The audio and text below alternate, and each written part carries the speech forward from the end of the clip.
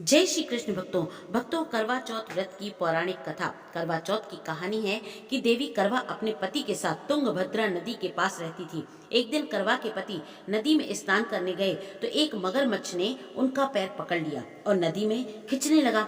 मृत्यु करीब देखकर करवा के पति करवा को पुकारने लगे। करवा दौड़कर नदी के पास पहुंची और पति को मृत्यु के मुंह से में जाते हुए मगरमच्छ को ले जाते देखा। करवा ने तुरंत एक कच्चा धागा लेकर मगरमच्छ को एक पेड़ से बांध दिया। करवा के सतीत्व के कारण मगरमच्छ कच्चे धागे में ऐसा बंधा कि टस से मस नहीं हो पा रहा था।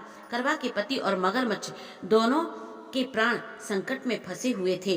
करवा ने यमराज को पुकारा और अपने पति को जीवन दान देने और मगरमच्छ को मृत्यु दंड देने के लिए कहा। यमराज ने कहा, मैं ऐसा नहीं कर सकता क्योंकि अभी मगरमच्छ की आयु शेष है और तुम्हारे पति की आयु पूर्ण हो चुकी है। क्रोधित होकर करवा ने यमराज से कहा, अगर आपने ऐसा नहीं किया तो मैं आपको श्राप दे दूंगी।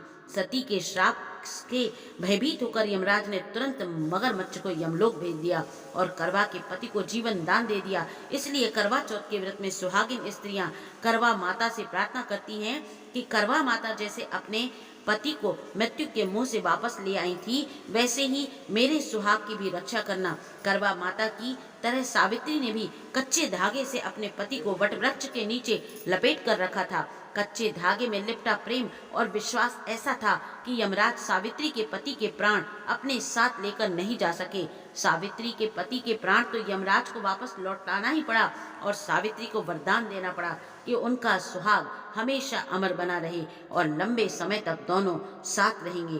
तो भक्तों, आप भी करवा माता से प्रार्थना करके अपने पति की दीर्घायु के लिए प्रार्थना करें। जय श्री कृष्ण भक्तों।